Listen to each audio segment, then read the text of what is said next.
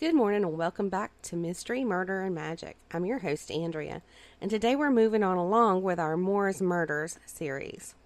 I hope your week is off to a great start. So far, so good here, but that's always subject to change, and it's only Monday. Now, hopefully after all the mini updates that I brought you over the weekend from the Gabby Petito missing persons case, you're not sick of my voice, because I was on quite a bit over the weekend. Now, I do also want to apologize because right when I got ready to record last night for today's episode, this episode here, I had some technical difficulties with internet and whatnot, and they just resolved just a little while ago. But anyway, here we are. So, as a quick recap before we get started, up to this point, we've already talked about the first three victims of Ann Brady and Myra Henley. And their names are Pauline Reed. Sorry, my nose is so itchy today. It's allergies. It's that time of year. But their names are Pauline Reed, John Kilbride, and Keith Bennett. Now, today we're going to be talking about Lesley Ann Downey. And I do want to warn you that even though all these murders have been disturbing, maybe it's me, but to me this is the most disturbing one of all. So I just wanted to give you fair warning.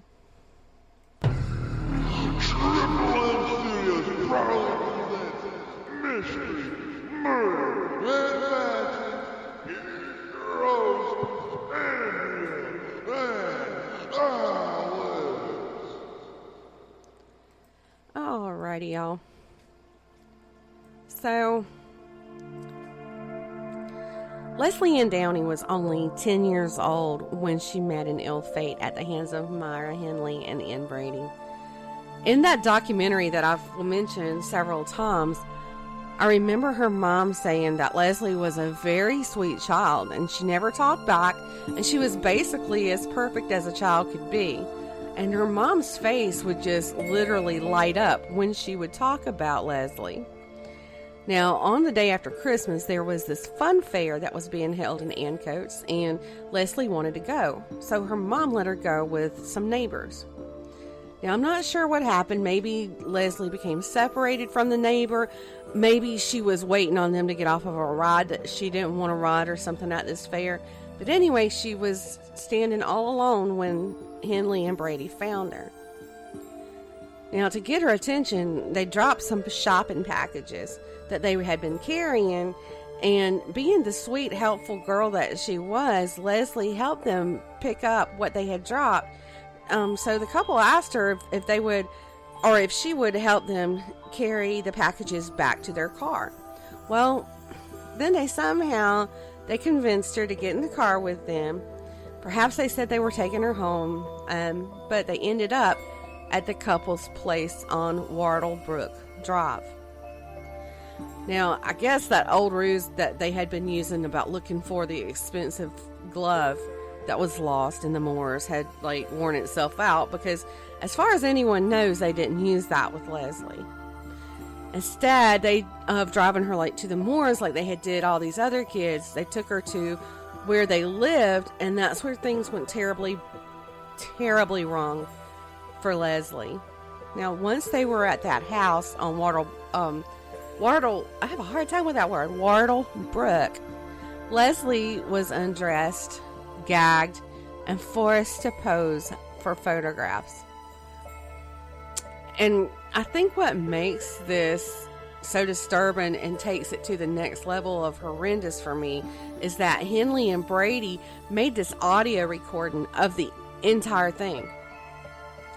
Lesley's last words I heard on the tape, and I was able to find the transcript of it. I was going to read it during this episode, but it really just bothers me, to hear it. So, I'm going to link it on our social media so that you can read it for yourself. But you can hear her begging for her mom. And I think that's probably the worst part that hurts me, because I would hate to think of one of my kids needing me in their last hour and I don't even know where to find them. And honestly, probably at that point, her mom didn't even know she was missing. I just don't know how anybody can be so cruel. Now, after those photos were taken, Lesley was raped and then killed. And it's thought that she was strangled with a string like the others. Now, the next morning, they drove out to Saddleworth Moor, and they buried her there. Now, the poor child was buried naked with her clothes at her feet. I mean, they couldn't even give her a bit of dignity, even in her death. And of course, through the questioning in this, Myra maintained that she was innocent, and that she said that the only thing that she was responsible for while Lesley was at her house was that she was to draw a bath for Lesley. But now Ann said that it was Myra who had actually killed Lesley. Now, next week, we're going to finish up with the victims in this case. And the last victim is the oldest victim. He was 17-year-old Edward Evans.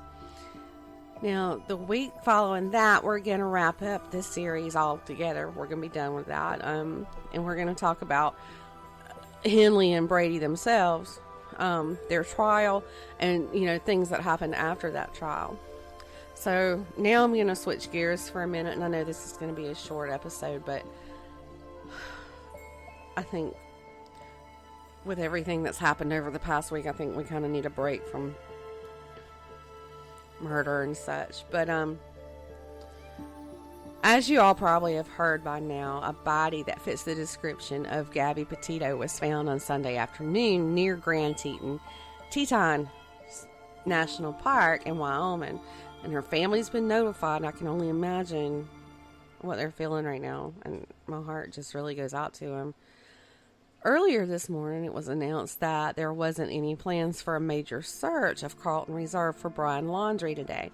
However, FBI and local police are at the Laundrie home to execute search warrants related to this investigation. Now, I know it's not the outcome that any of us wanted for Gabby. She definitely did not deserve that fate. Now, I didn't personally know her, but after spending this week waiting, watching, hoping, lighting candles, it just seemed like she had become a part of everyone's family across this country. And when her father, Joseph, tweeted that she touched the world, he definitely wasn't lying. And to Gabby's family, I just want to say that the world is mourning with you. You guys have a great week.